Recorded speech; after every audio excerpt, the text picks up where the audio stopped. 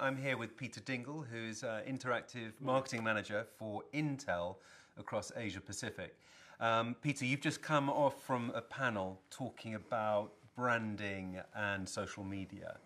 I thought there was, a number of interesting things in the discussion, but actually where you ended I thought was particularly interesting, where you were being asked about to make difficult choices. We could, brands could be anywhere in social media, I suppose. But it's ultimately the marketer has got to choose where they're going to put their limited resources. Can you talk to us a little bit about your decision-making process when it comes to where you put Intel amongst the different social media platforms? Okay, so I guess there's two parts to that question. The first is the limited resources and being focused. So making sure that you're not peanut buttering your marketing spends across too many different platforms, or treating social media as free and maybe not backing it with media. And then I think that there's another part to the question, which is choosing the platforms to go on. Yeah. Whether to be on every single platform that pops up, the shiny new things model. The way Intel looks at it is a very pragmatic, engineering, sort of disciplined way.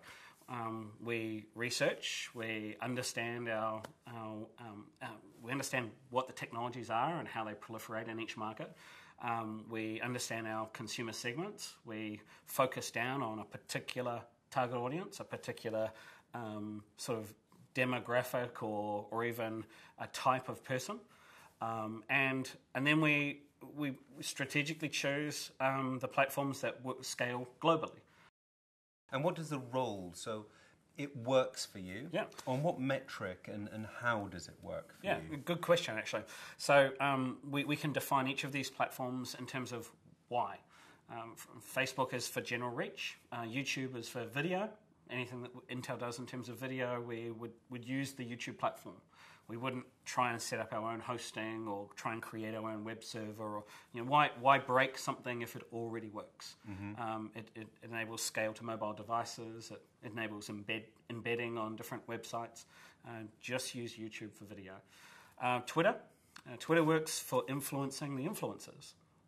You wouldn't measure Twitter based on reaching every consumer or trying to deliver messages in a broad fashion.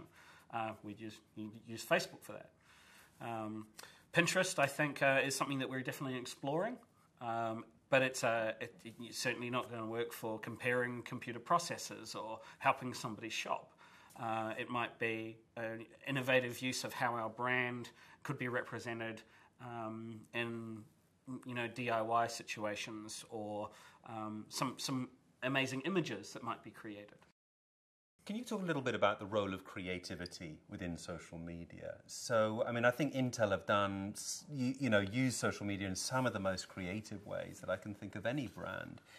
Is there a kind of a broader philosophy that you personally or that Intel holds around the role of creativity in social media? Intel makes things happen.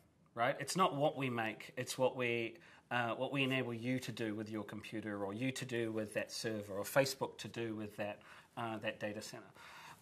Creativity is incredibly important. With our ingredient going into an HP or an Acer or a Lenovo, the creativity of that end product is incredibly important. What the end user does with that product, what software they buy from whoever, what they create in terms of web tools is incredibly important. From a social media perspective, it's critical to be interesting. It's critical to be, non-predictable.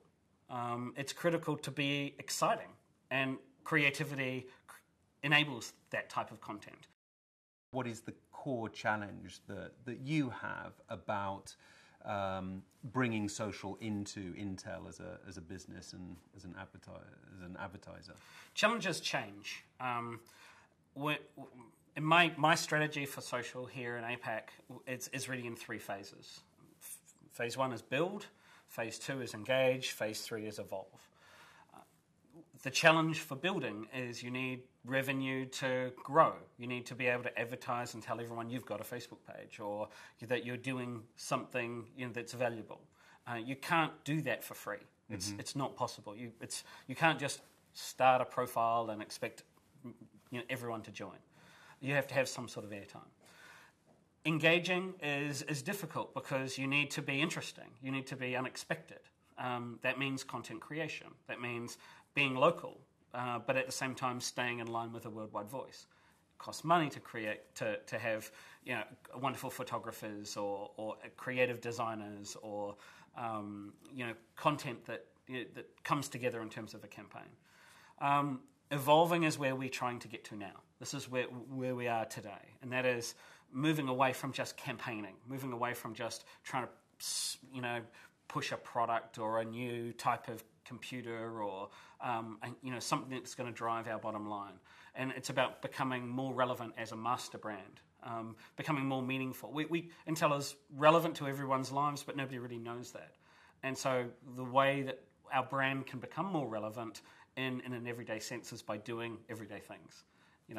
Maybe it's the Room to Read program. Maybe it's the water program. Maybe it's the Teach to the Future program where we've taught 10 million teachers around Asia to integrate computers and technology into their classrooms.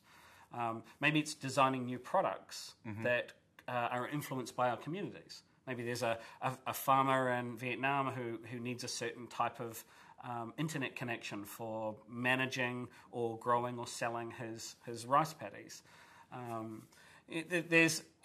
We have an enormous opportunity to evolve how we use social. The most exciting thing that I see in the next few years is having the power of a laptop of 2 years ago in your pocket, being able to dock or put in your pocket something that has capability of HD video and can shoot 10 frames per second in terms of high quality video, photos. Something that can connect to the web, always be connected, but have your PowerPoint or your Excel or your productivity software as well. That's always been exciting at Intel because we take enormous capabilities and we shrink them. And we are shrinking that power into phones. And that's exciting.